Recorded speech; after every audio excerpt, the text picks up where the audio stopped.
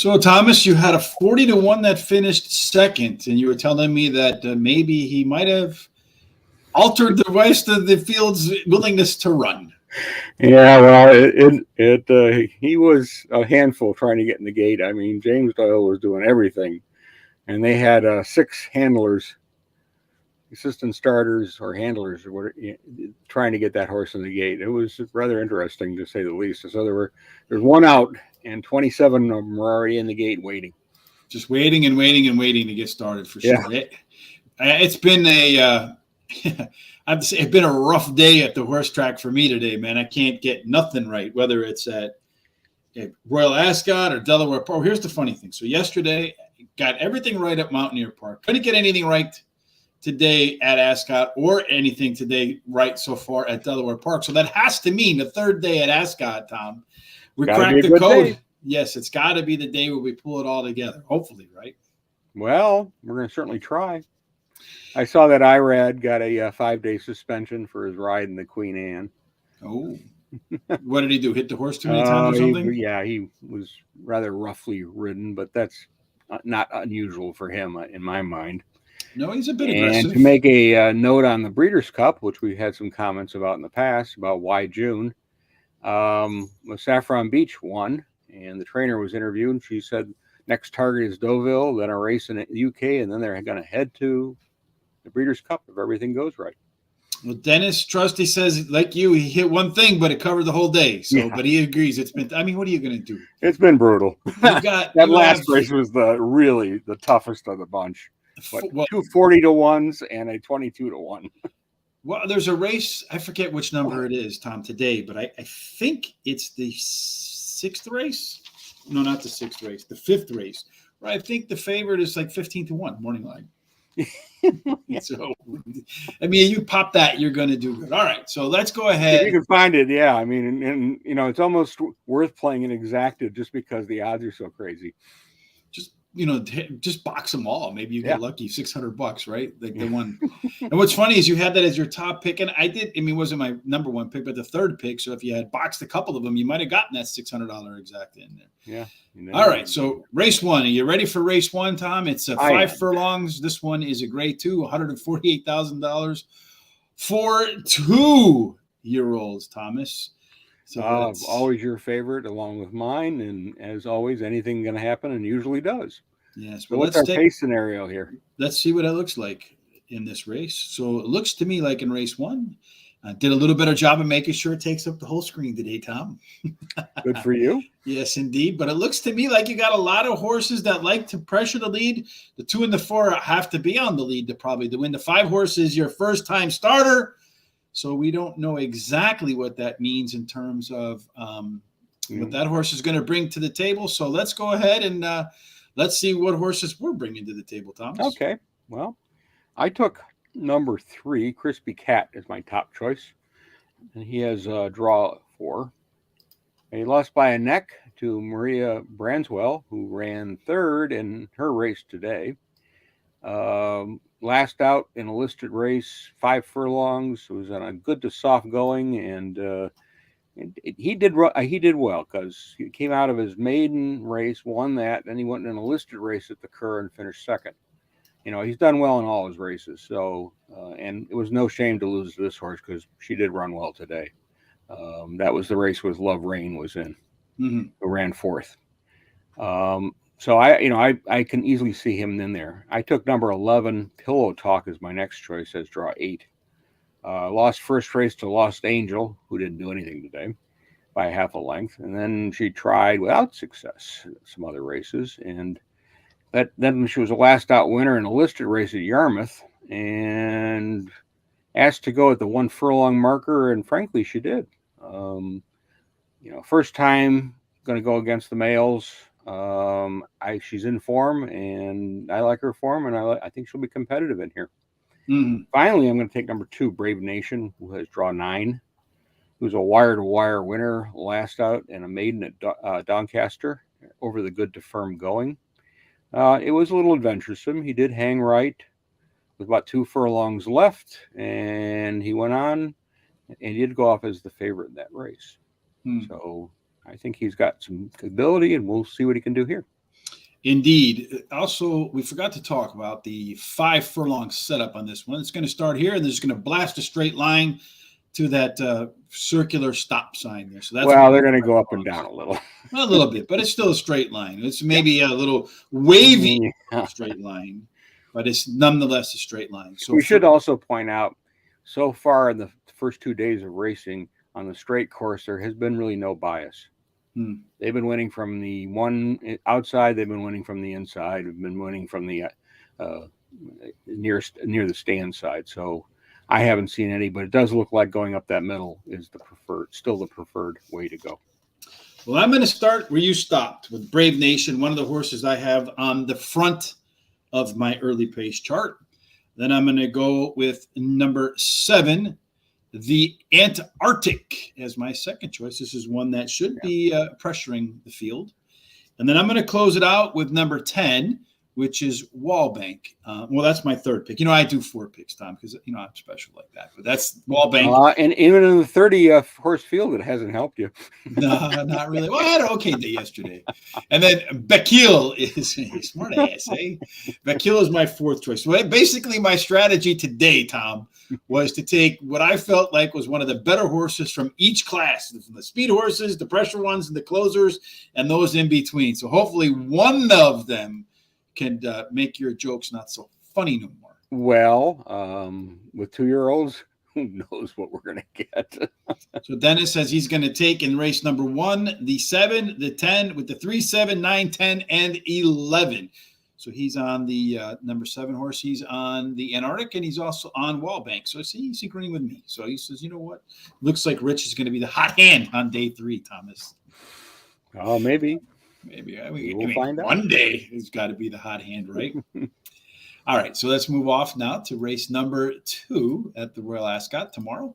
This one is 1.5 miles, Thomas. They're going to start at 1.5 miles. They're going to put it back here and almost one full loop around the triangular, where what I said, the tape measure shaped racetrack. If we look at the, let's look at the pace setup here for this race, Tom, and see how that plays out. For race number 2, Ascot race 2, it looks to me like most of the horses here want to be towards the, well, you got a few that want to be up front. Everybody else kind of wants to pressure or kind of be patient and ride in. And in 1.5 miles, so far, what have you seen, Tom, in terms of the bias there? Inside has been doing a little better than the outside posts.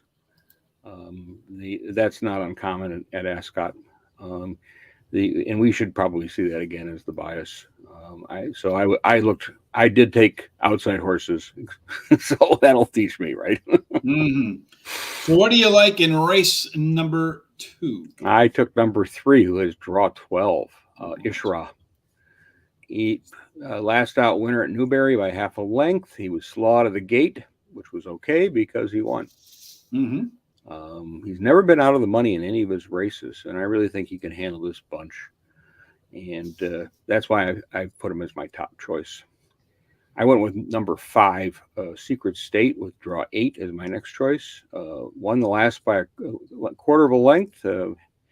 He was raced near the lead, about 1 furlong out. He was asked to go, and he frankly did. The thing with him, though, is all his races have been at the novice level, where he has 2 wins and a second. So going up to a class 2 is a big step up. Mm-hmm. So hopefully he can handle it. We'll see.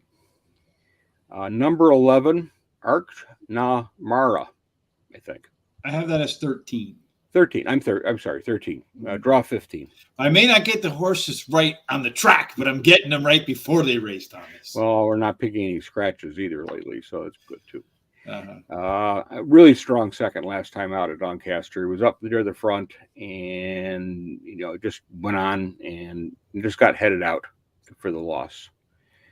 He wanted Beverly in a class 4. He started his career on all weather, and he's made the transition to turf without any problems. He's going to like this going, and I really think he's got a nice chance in here to add a little bit of a price. Let's see. He says, I'm worried Buck is seeing ghosts. He's not running good races. I think the 12 and the 14 are interesting in this spot. Who else do you like, Tom? That's it. That was my Well, three. that's it. That was your third pick already? Yeah. Okay. That's Yeah. probably why I chimed Secret that in. State, draw 8. And as I said, he'd been running the novice levels, and this is a step up to class 2. So interesting, but he's been doing well. So 3 times in the money, 2 wins. Can't complain about that. No. I'm going to go with number 3, Isar. I'm agreeing with you there. I also like number 5, Secret State. Those are 2 horses that I expect should be, well, the 3 horse, according to my thing, should be a pressure closer so he can run off the pace or close if it's too hot. The 5 horse is in the pressure category. I'm going to go with the 6 horse in here as my speed one, just in case, which hasn't really held up, but that's Schmilson. Yeah. See? He's going to be right in there. Yeah. And then number 11 is going to be my 4th and final choice. That one's probably a little bit easier to pronounce. Savvy Knight. Savvy Knight has the ability to put some heat up on the leaders as well, or if so chooses, Savvy Knight can also close. So I'm like, again, today I'm taking a little bit of different approach to how I'm doing things, Tom. I'm going to go ahead and take one from each of my classes, categories and hope that one of those categories comes home. That's the game plan today. Well, that would be the preferred method, yes. Well, we'll see if that happens out. So race number 3 is going to be my phone over here blinking like crazy. I don't know what that's the Ribbonsdale. Race number 3. This is 1.5 miles, Ribbonsdale Stakes, grade 3. Again, if we look at the chart on here, 1.5 miles. We're going to start here, almost one loop around. This is a group 2. This is a group 2 race, but still going to make that loop around that track there. But it is for 3-year-olds. So, all right. Well, they're going to run that same length as last race, and I'm going to take number 2, Life of Dreams, with draw 5 as my top choice. Won a maiden at Newbury, going 10 furlongs, and then ran second to Emily Upjohn in her next race in a Group 3, which was about at 10.5 furlongs. The maiden race was a really nice win. And frankly, I don't think she needs to do much to win this one here. And we get the combination of William Buick and Charlie Appleby, and they usually do okay. I took 6, Sea Silk Road, draw 4 is my next choice. First out was tried the all-weather, ran 6th. And so they decided maybe the turf is better. And that was a good choice because won both those races, one at 8.5 and one at 10 furlongs on the good to soft going. And guess what? I think she prefers the turf. So I'm going to go with that. The last one was a listed race, so decent. I think it should be the favorite. I'd be very surprised if it isn't. Well, 2-1 right now, it looks like. Yeah, I would. Yeah, again, there's a couple in there that have possibilities, but I thought this one would be the favorite. 3, Magic Lagoon, with draw 6 is my final one. The first start, it was Navin and ran an enlisted company and got a second. It led a little bit at first, then it backed off, and then it came on and missed by a head. So, interesting race. This was a listed race, and the final race of the year last year was in a Group 1 at Newmarket and finished 7th. But in that race was an interesting bunch because we have 2 classic winners. We have one that ran second in classics, being the 1,000 guineas, or the French version of this race. And the one that won the race was undefeated at the time and still is, but she hasn't raced this year. It's a Gosden horse that we haven't seen yet. So that was pretty good company, and I think finishing 7th is no shame. No, probably not. So let's see. Then it says I'm taking exacta trifecta box 1, 2, 3 in that leg right there. One thing we didn't see, Tom, is the pace setup for this race. So let's go ahead and look at that. I have it as the 5 horse, as the 1 that Mystic Wells, probably lone speed, maybe. The 1 and the 3 going to pressure History and Magical Lagoon. 2 horse, Life of Dreams sit right behind, and the 4 and the 6. Yeah, Makadama and Sea Silk Road are the ones that should be coming in from off the pace. And as far as I'm concerned in this spot, Tom, I'm going to go ahead and go with numbers went a little bit too far. I'm going to start off with the C, just like you. The Sea Silk Road is my top pick, coming from off of the pace. And then I'm going to throw the 5 in there for good measure, Tom, at 40-1. I'm going to try to hit the 40-1, so I could be 40-1 rich tomorrow as the lone get out to the front horse. Maybe can run some decent fractions. We'll see. And then Life of Dreams is my third choice. Not allowed to go 4 because that is against the rules for Sean, and I can't break Sean's rules. He'll slap you on the wrist. Yeah, or kick me in the shins. Y'all thought I was going to go somewhere else with that, didn't you, Tom? All right. I'll let your imagination run wild. Race 4 is a long one. This one's going to be 2.5 miles. Gold Cup Stakes. It's a grade 1. And 2.5 miles. Boy, where in the hell are you going to start? They're going to start here. Yep. And then they're going to go the first day. So they're going to have an awfully long run in this race, Thomas. I expect at that distance, you're likely to see a horse that comes from off the pace. But let's go ahead and take a look at what these horses have liked to do in the past for race number 4. You don't really have a true front runner in here. The 2, the 5, and the 10, those folks don't mind being close to the front, but they can also run from off of the pace. And then you have the 4, the 6, the 8, and the 9. They're pure pressure horses. They don't get to the lead, but they sit behind the leaders. The 3 and the 7 are probably the 2 most versatile horses in the field, Stradivarius and the Tashkin. And I think you said you expect the 7 to scratch in this spot. Yes. If I remember correctly. This horse prefers moisture on the ground, and this hard and firm and good, it won't be running. It'll be scratched. And then Alliganak is the lone pure closer in the pack, Thomas. Let's see. According to Dennis, he says I'd love to see more 2.5 mile races in the U.S. Yeah, that would be nice to see. Yeah. Some longer efforts for sure. Let's take a look at your picks, Tom, for what are we in race number 4, right? I did take the old favorite, number 3, Stradivarius is my top choice. He's definitely a fan favorite. There's without question. He won his first race of the year by a length at 14 furlongs. He won this race 3 times now. He lost to a subjectivist last time out last year. If Trushan was in this race, I would be betting him. He's, I think, a better stayer, but he wants some wet. This guy has just proved it over and over again.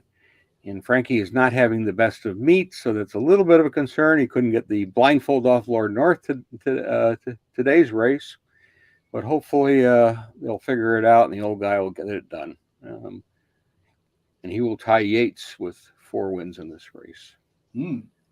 Number 6, Mojo Star. Has draw 7 is my next choice. To say he didn't do much in his last race is an understatement, but that was also the arc. He had Perry Longchamp, and he wasn't the only one who didn't do anything. He ran second last year in the Epsom Derby. He was a maiden in that race, and then he ran second to Hurricane Lane at Doncaster in September. He's not raced this year. He finally won his maiden after in a Newberry race, but that was after he'd been running in some great Group 1 races. This is a horse that likes laying off, and he likes to get the money in these big races, and I think he may do it again. I think you're going to get some odds. I mean, at the Epsom Derby last year, he was 50-1. So you want to get a nice play. This one may be it, and I think he may be a distance horse. He may like this kind of racing, but will he win? I don't know. 5. Eproxis is my final selection. I think this one may be the favorite. His draw 5. Won his last 2 at 14 furlongs. One was at Leopardstown. One was at Navan. He won his last race by 14 lengths. Well, that's pretty good. Any race that he's been over a mile plus distances, he's won. He's had 6 starts, 4 wins. So pretty good. I think he's young. I mean, this is a young horse, so he's still figuring it out relative to some of the old guys in here. And so I think with Ryan Moore and Aiden O'Brien, you really can't beat that combination, and they've done okay so far. They had a winner today. Fine, and that should be an interesting race to say the least. Well, where you stopped, I'm going to start with Yiprios as my top pick. Then I'm going to, I know you say he's not going to run, but if he does, Trushan is not going to run. He's not going to run. Okay, so we'll just skip Trushan. They're going to scratch him. Then I'm going to go with Stradivarius as my second choice. Then my third choice is going to be number 7, Tashkent, who actually finished in the middle of Trushan and Stradivarius a couple of races ago. You're going to get a nice 20-1 on there. And if Trushan doesn't run, then the next horse for me is going to be number 9, the Burning Victory with William Buick in the irons. All right, Thomas. So tonight, now we're going to move off to race number 5. But before we do that, Tom, tonight, make sure you check out Sean and Chris and the Horse Center show at 8 p.m. If you like what you see here, I want to say thank you to Liam and to Mike Wallace for giving us the thumbs up on Facebook. If you like what you see, please subscribe on YouTube. Hit the subscribe button, hit that bell. When we go live, you will be notified. You can also follow us on Facebook, Twitter, and Instagram at Horse Race Today. That will be where you can find us on there as well. Every day, Tom, Terry, and I do a show. Not such a good one for me today, but maybe Terry can hit a nice pick 4 to close it out. And then tomorrow we'll be doing Belmont tomorrow night at 9:30 p.m. Eastern. Not quite sure who our guest is going to be or even what track we're going to cover, but we're going to have the Players Edge podcast. Tom and I will be back tomorrow, same time, 3 o'clock, to cover day 4 at Royal Ascot. And then Friday we'll return to our normal time, which is going to be 1 o'clock Eastern. We'll cover the last day of the Royal Ascot, which is our Foreign Fridays. It's our normal schedule, so we look forward to that. All right, Thomas, you ready to go on to race number 5? I'm looking forward to the Britannia. To the Britannia. All right, let me just write something down here real quick because I forgot the last 2. All right, so we go on to the Britannia, as Tom mentions. It is 1 mile on the turf, and this then is a $162,000 race. 1 mile. Oh, before we go there, Tom, we got to go look on here, this one is 1 mile, and it is straight, which is an important notice because here they're just going to start here and then run uphill, downhill, as Tom likes to mention, and have a pretty interesting get-go. And in race number 5, if we look at the race shape, that's this one right here. This is the one with 72,000 horses in it, Thomas. Yeah. Well, and keep in mind what the field's limited to 30. Mm-hmm. So we do have some reserve horses. Indeed. So looking at the pace setup, it looks like the bulk of the horses like to pressure or be in the trail spot. So the horses I kind of would like to focus on, maybe if they fit in terms of their ability. I wouldn't mind looking at the EPs, the horses that can kind of rate off the lead, and then maybe the PCs, the pressures and closers, the horses that don't mind sitting behind, letting the pace play out, and then taking their final strides into the winner's circle, which is sometimes the way to go in those sorts of spots. Twin Spires, you couldn't bet the 5th race today, sadly. Yeah, I noticed that because when I was at Twin Spires looking for the results, they wouldn't give me any results, which I was like, why not? But that was the one with like the $600 exacta, right? With the where your 40-1 top pick finished second. Yeah, I saw that too with the Keeneland Select because they use Twin Spires, and so I went over to Naira and bet it there. Good thing. So there you have it. A little bit of insight there. Open up an account with Naira because they're not going to stop you from betting where the horses at 40-1 come in. All right. So do you have any 40-1s here? No. Is this the race? Hold on. I think this is the right. No, you have this one here's a little bit of a price, but there was, I think one of these races, the favorite, like I said, is 15-1. I think it is this race. So one horse must have gotten bet down a little bit. Yeah, you can resort the Sky Bet. See if other than Sky Bet, try William Hill or one of those. Let's see. I would just stick with what they have. I don't want to confuse myself. Oh. Best odds. All right, there you go. Best odds. Wow, none of them have any odds. Right, there you go.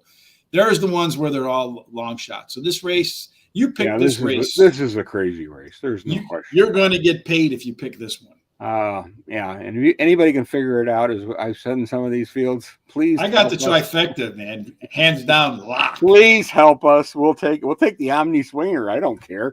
I think maybe you just do the with the odds here. Mm-hmm. Truthfully, the best thing maybe to do is go out to the internet, find yourself a Dutch calculator for Dutch win betting, pick 5-6 horses, throw $100 at it, and hope one of them comes home first at high odds, and you can turn a profit. Well, with that, I am going to try to turn a profit because with my 3 selections, they're all, of course, big prices. Right, number 16 is my top choice, Amaretta, draw 14. Winner last out in a class 3 at a handicap. It's the first one of its career after running second, and fourth. Been consistent, but not winning. In control of that race and really it was really a strong race for this horse and a comfortable win by a half a length. Raced at a mile in 3 of its races, and the worst performance was in a 7 furlong race. So it seems to be that sweet spot, maybe that 1 mile type of race. And even that wasn't an awful race because it finished 4th. So I think that's got a nice little chance. So now we're going to step up a little in price. We're going to go with number 5. I'm a Gambler. Seems appropriate. That's very appropriate. Draw 23. Toss last. Just ran too freely is the best way to describe it. The trainer described it that way, and I looked at it and went, "Yeah, it was awful." So, but this horse seems to have a pattern. It does really well, and then it goes, and then it goes well, and then it goes. So I'm going with that pattern because. So is he in the? One is Beverly and a good to firm going, and then it ran a crap race at Newmarket, and then it ran a good race again. He's run a lot. He's for a 3-year-old. He ran last year. He won 15 times. He won 5 of those. He finished 3rd, second. I'll try it again. 3 seconds and 2 thirds. But interesting enough, this is going to be his first try at a mile. So we shall see. Because he's mainly been running at that 7.5, which are weird distances, anyways. So it'll be interesting to see whether is he a sprinter or can he go a little farther. Number 8, Saga, is my next choice. As draw number 18. He's only a maiden winner, but interesting enough, he won it in September at 7 furlongs at Ascot. In X races were on the all-weather. He's ran a nice second in his return. So yeah, this is a jump. Last was a class 2 type of race, and he went 6th. And when the stewards asked the question of what happened, the horse kind of just stopped. Still finished 6th, but so yeah, they got called in, and the vet, it did go through a vet check. It was required, and they didn't find anything. Interestingly enough, Frankie Dettori, who's won on this horse, is going to return to the saddle on this horse, and if he doesn't do well tomorrow, he may be doing better than this one. Well, you mentioned, Dennis, that they say we have a lot of horses in the Derby. Well, as you mentioned before, maybe we should have some more 2.5 mile races with 30 horses in them. That would really be something. Yeah, really.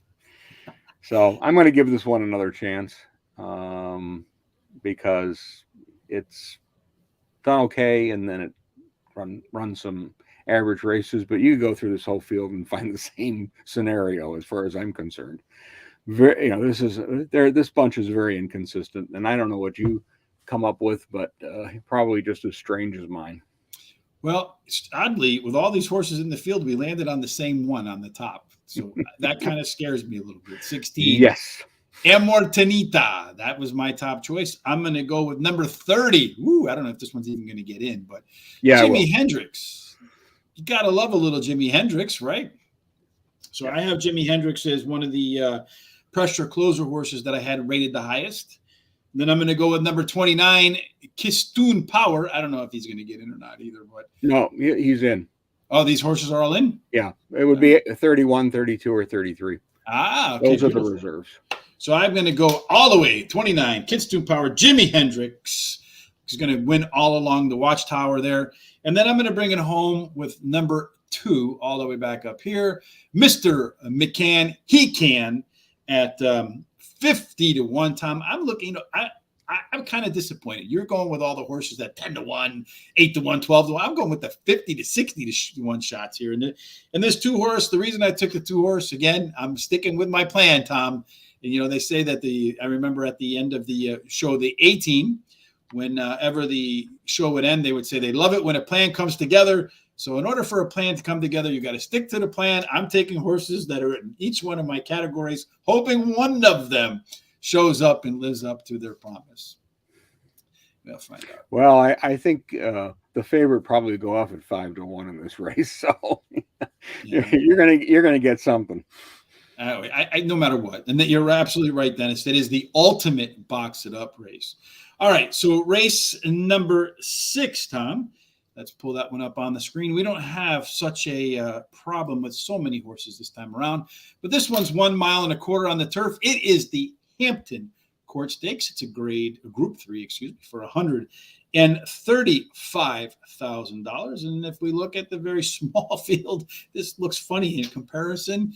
You have a little bit of everything here, so I can't, I taking one from each is going to be a little bit difficult for me in this spot for sure, Tom. Well, you get those magic 8-ball out and see what you can get. Sometimes I feel like the magic 8-ball. He likes the 23, the 26, and the 13 in that long-legged race for Dennis. So hopefully, between all of us, maybe one of us has the winner in there. Well, and our mistake is we have one of the same horses, so we're in trouble. Yeah, so avoid that one at all costs. Yeah, really. Well, this race is the Queen's race. This number 6 is Reach for the Moon. Reach for the Moon, draws 3. That is the Queen's horse. Be ridden by Frankie Dettori. It is a Gosden-trained horse. They originally thought this was going to be the Derby horse, but it didn't quite work out. But it's still done really well. I mean, it's got 6 starts, 2 wins, and 4 seconds. 4 seconds. Last out, the first of the season, it did a nice second in a listed race at Sandown. So this horse is ready to go, in my opinion, and it will be bet down like crazy. Well, that's the Queen's horse. It's already under 1 to 1. It's like about 1 to 2 right now. So yeah. So I took the big closer in this race, in my opinion, which is number 2, Cresta, for draw 6. Winner of a novice race at Leicester last out. Other races have been okay. I like the Chester run where it finished behind Star of India. Again, those tight turns and fewer horses at Chester. So it'll be interesting to see how it can navigate this group. But it's of course, a little more wide open in terms of the track rather than tight turns like Chester has. Mm-hmm. The only thing with this one is the trainers have not won this year, but they did get a second. So I think In the Money Run is In the Money Run. Finally, I took number 5, Make Suds, and he has draw 5. Novice winner at wins. God, I'm really tongue-tied today. Somewhere. Well, I went to the eye doctor and they dilated my eyes, so I'm novice winner screen's a little hurting. Windsor tried a listed race at Goodwood and ran a nice 4th. In that race, he dwelt at the start, then raced a little too keenly, and nothing left at the end is to be nice about it. And my question was, it running a little green. It hadn't had a lot of races, but with this bunch, I'm going to give it a chance to finish somewhere in the money. And I'm going to try to beat the Queen's horse with number 1, Claymore, at 13 to 2, because it is the lone speed horse. And the one way you can maybe beat the Queen's horse is if you get in front of it and you never give up the lead.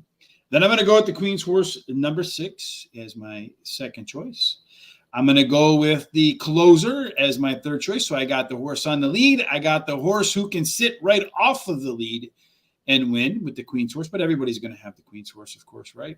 And then I have the pressure horse with the 5 horse. So again, doing my best to stick to my plan of taking one horse from every single one of my every single one of my classifications there, from the early pace, the mid pace, the quick pace, the no pace, the closer type. So this should be a little bit of fun. Thought you were going to say, went to the eye doctor, dilated my tongue, since you said your tongue died. Well, probably very accurate. I'm having some problems today. That's okay. Have you ever seen the show Impractical Jokers? So the one guy, Murr, they always do like really weird doctor things to him. Sometimes they're a little bit too weird to me. But one of the things they did is they went to the dentist, I guess, and they pulled out one of his teeth and they shot him all up with Novocaine, some painkillers, and then they made him say like very difficult words and eat spaghetti. So maybe you're having that sort of day. So race number 6. The marbles in the mouth. Oh, no, we're going to go race number 7 now, right? Now we got to go 7. Yes, because we're going to close the show with race number 7 at 35. Well, we'll just make it 36 minutes on the dot, so I can just write that down. And then we can move on. I'll pull up the race number 7, the last race of day number 3. This one's a 7 furlong, Buckingham Palace. Now, yesterday I cracked a joke about the 7th race, if that was like an Earl's Palace, a run-of-the-mill sort. I know what Buckingham Palace is, I think. Anyway, that's the big one, right? That's where the Queen lives. It's one of them. Yeah, I'm sure she's got plenty of castles. Balmoral, and there's a few others. Fortunately, I don't get so many castles. This is another one of these races. Maybe we pick a couple of winners, like 40-1 shots. We can afford a castle after this today, Tom. But we have another big field here. Yeah. And interestingly to me, you have a couple of horses that want to be on the front only. So at 7 furlongs, that is you can maybe make the pace up front at 7 furlongs, Tom, and everybody else wants to pressure or close. I think in this scenario, looking at this pace, I'd probably lean a little bit towards the horses that are going to be towards the front. And if we look at a 7 furlong race here, we're going to start here, going to work our way up to here, and that's how that race is going to go, Tom. And how do you? And one of the things on the pace chart to remember that we're not looking at is because the numbers have nothing to do with what post position they're coming out of. Mm-hmm. So that's important to note when you go and look at these races for pace scenario. Are they coming out? Are the 3 speed horses right next to each other, as an example, or is there a speed horse to the outside and one to the inside, and then one on the way outside? I mean, so some of those scenarios you got a little play out a little bit. And well, the 4 and the 6 happen to be right next to each other. Yeah, I try to get that out. As I said, there doesn't seem to be a bias, but that can change. Mm-hmm. So with that, I took number 7, Val Fortino. It has draw 20. Last out winner in a class 2 at 7 furlongs in a field of 27. And frankly, it was a really good race. They used a all-weather prep in class 3 at Newcastle. And quickly to point out, at Newcastle, they're all-weather. A lot of them had put their all-weathers in and made it turn tracks. Newcastle was unique. They just went over their turf course, and it is still a straightaway for those races. So it's very similar to different surface, but the same concept of running the straightaway, which I think is very different than when you have a bend. Mm-hmm. So I always look at those horses that are coming out of a Newcastle race as they've been the straightaway type route, where they're not going around on a 7 furlong out of a shooter in the middle or whatever. He finished the season with 2 really disappointing runs, so it's nice to see this horse back in form, and I think he can repeat. I took number 5, Path of Thunder, which has draw 28 as my next choice. It's a great name. After a really bad race, he came back and ran 4th at York at 7 furlongs. He moved nicely at 2 furlongs, beginning to get up there, and didn't finish. He's one of those ones that's coming back from Dubai, and he had one really nice race, an illustrated race, where he lost to Happy Power, and he was the favorite in that race. He had 16 starts, 4 wins, 4 seconds, and 3 thirds. So I'm going to toss that one race out, and I'm going to put him in here at Ascot, and I'm going to put him in here because I think he's been consistent. And finally, I took a long shot. Now, number 28 with draw 6 Ropey Guest. And yes, this one is going to be a few dollars.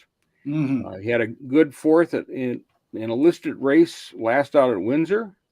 He made up some ground at 2 furlongs out and then backed up. This was a 6 furlong race.